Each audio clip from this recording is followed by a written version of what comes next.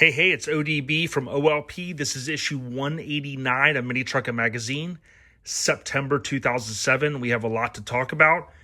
Took a little break here. Just keep in mind, I have all of these flip-throughs back to issue 1 in playlists on the channel, so go please check them out. All right, Scott Rupp's blue, of course, 1964 Datsun NL320. This was shot at Gator Drag. Here's a cool fact for you. This is the oldest cover truck on the cover of the magazine, which, of course, we're talking the original run from 88 to 2014. It's a 1964, and this is only one of 6 covers with a pre-1980s truck on it. It's one of only 2 Datsuns on the cover, which includes issue 25 that had Lance Laverty's truck on the cover. What we can see here is we have the history of mini trucks. This is the issue that I often refer to in my head when, we talk about mini trucking has been around, or mini trucks rather, for a very long time. And this says from 1960 to present. Now, rest in peace, Ernie Macias. This was his 4th credited cover. It's the 6th cover with intro wheels. And it's the 19th cover with a truck from Negative Camber on it. So let's go ahead and jump in here. Again, if you like what we're doing here, please leave a comment, even if it's just like kind of a thumbs up or your favorite emoji. If you get to the end, leave a dolphin emoji so I know that you made it through. And also, don't forget to like the video in general. So Draggin, Thru, we got Mike Alexander here talking about it's a tough job. Now I am going to complete out this series. I just have taken a little bit of a break, but I'm going to get back here with the pedal stomped. Very cool image here, and it says the pic was snapped by Mike Alexander as we were dragging in an underwater tunnel in Japan. Bobby Weeman Martins from Sadistic Ironworks was manning the low-life camera 2 for the trip. So pretty cool stuff there. Of course, Mike really helped push and make the magazine worldwide. Now, I am going, one of the other reasons why I've taken a little bit of a break is I had this big project literally over the past 12 months here at the shop, at the ODB studio, rather, as I call it. And I'm going to continue to improve the lighting in here. It's very minimal right now. That's kind of on the to-do list right now. Here you can see Minitruck DVD madness. This is the key thing is as we got into that mid 2000s. Again, this is issue 189, September 2007. We got to the point of the DVDs were really ruling the media at that time. Here's Red Ranger, and this is Jake's truck. And if I remember correctly, this is Doing It Big. They had worked on this one. Yeah, DIB Kustoms. Really reminds me of my buddy Kirk's Ranger. He's got one kind of that similar flat red color at this time. Dagdom. And this is owner Lincoln Link. So it's ironic me being into Lincolns. What a cool first name. The 2000 Dodge Dakota, Dayton, Tennessee, repping Acro. And you can see the big difference here with this one is the front end, of course, the Magnum. And that's where you get the name. Very cool, something different. Again, if you like what we're doing here, free podcast, the videos, I think since 2024. There have been video episodes, but if you want to go to your favorite podcast app like Podbean or Spotify or Apple Podcasts, please do so. You can find it there. Just search OLP. Rest in peace, Ernie Macias. This is when he was doing the truck or working on stock truck. You can see here STK stock truck in conjunction with, if I remember correctly, it was Bio Kustoms. Shout out to Max. I think he's re-releasing, he's doing another version of his book, and I think it's going to be like a spiral. The book manufacturers and publishers will continue to kind of release different versions to help kind of boost the sales. So if you want to get out there and check out his suspension book, please do so. History of the history of the mini truck. And again, what's super cool is what a perfect issue to tie this in. This is by Ernie Macias. We talk about Datsun trucks, 1959 Datsun 222, the 60 to 61, and so on and so forth. And this is the truck. I recently posted about this truck. Years ago, I was about 15 minutes from my house. I saw this truck cruising down the street. I was like, what the heck is it doing in Florida driving around? Took a photo of it, couldn't get the guy's attention. Guy comes up to me at the freaking weekend this past year, says, hey, I'm so-and-so. We start talking. He goes, yeah, I got a Datsun. Starts telling me the color. He used to live over by me. And of course, I find the photo, and it was just crazy to think how small the world is when it comes to that stuff. But again, I think we often think about Minitruckin, the lifestyle, obviously goes back to the 80s. You could argue the 70s, the Vanner days, and that dovetailing into the mini truckers and whatnot. But certainly mini trucks literally go back to the late 50s. And really, we got to thank those over in Japan for creating the mini truck as we know it, and kind of driving, especially with the higher gas prices. We always talk about, the prices in the 70s, which drove the smaller vehicles. This is Keith Bell 85S10, super clean. Super clean. So always love not only a square body dime, but an extended cab square body dime.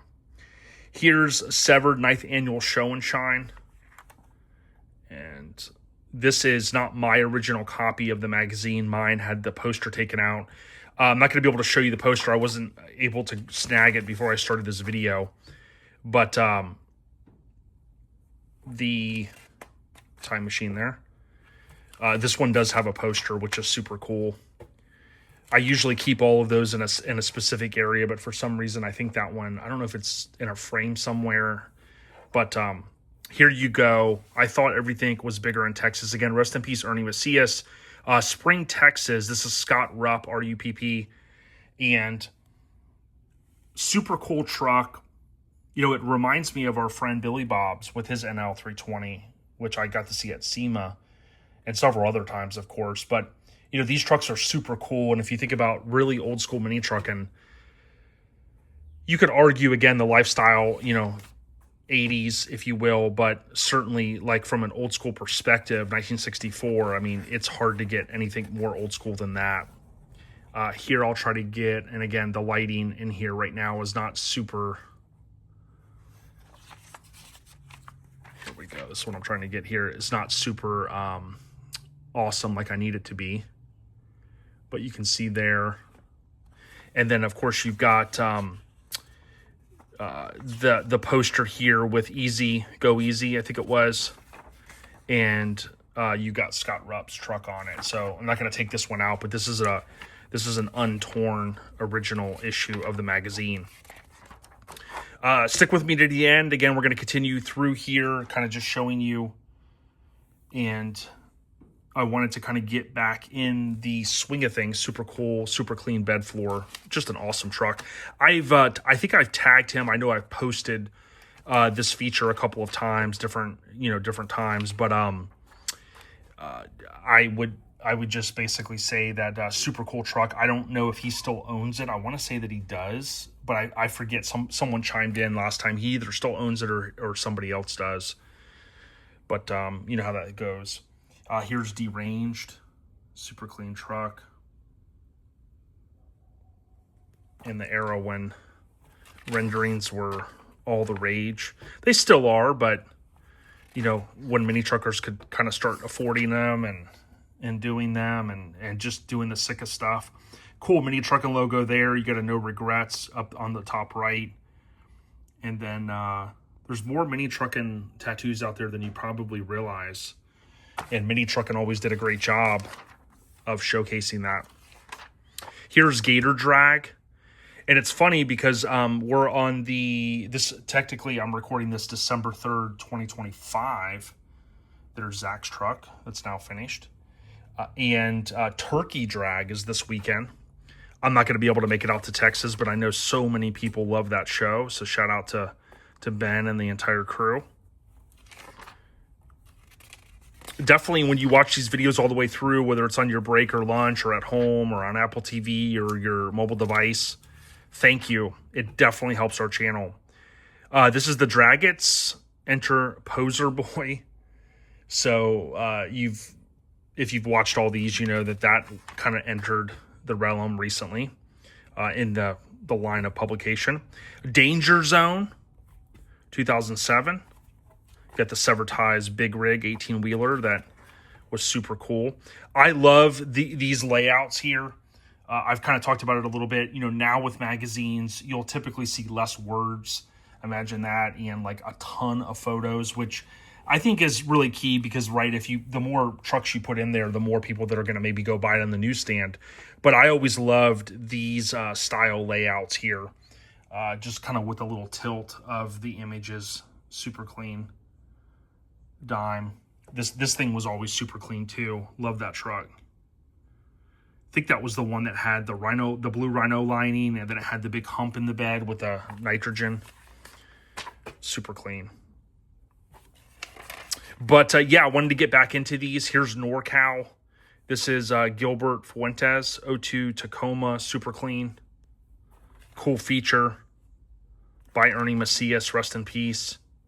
You know, anytime you want to see like Ernie's work, you just flip through these magazines. I mean, he really put the work in during the time. I don't know if I've talked about it very often, but I remember when Ernie, he left the magazine and he kind of was like, you know, I'm a fan, and this is Rail Sessions, Outkast Kustoms debut show. He said, you know, I'm a fan of Minitruckin, but I don't necessarily want to work in the industry. And, you know, he had his reasons for that, whether it was, you know, he wanted to make more money so he could build cool stuff, which he did plenty of, or whatever. But, I mean, I've often kind of felt the same way. Like, I like doing the podcast. I don't necessarily like having, you know, to abide by a certain standard. I mean, I just want to do it for fun, not doing it for money, so to speak.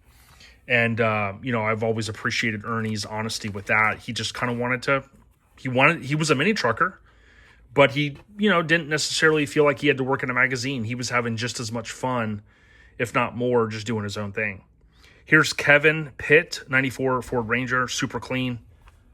And awesome paint job with the flames here.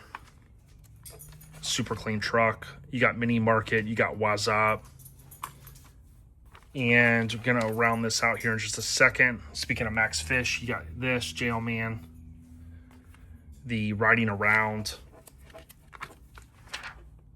These are super cool. Always seeing these renderings. Mind to Macias, how many projects do you need? Of course, surface art rendering there. Here, more ads. This is in the era when Dakota Digital was running those like little digital deals. They still make those different kits, not that exact one, but they still make the pressure sensors, which is kind of cool. You got Minitruck and Graffiti. We'll go through this a little bit slow. You can see, rest in peace, Ernie there. I think this is the old photo of Phil. Phil has shared a photo with us. Shout out to Phil, the big homie, when he jumped out of the back of Mike Alexander's truck.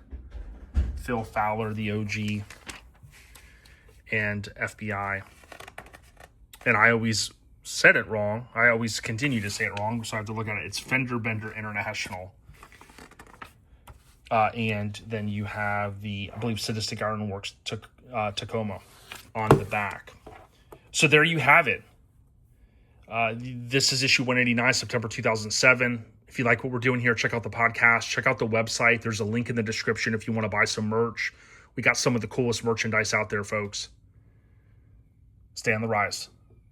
And here's the full poster I should have mentioned right here. We out ya. Peace.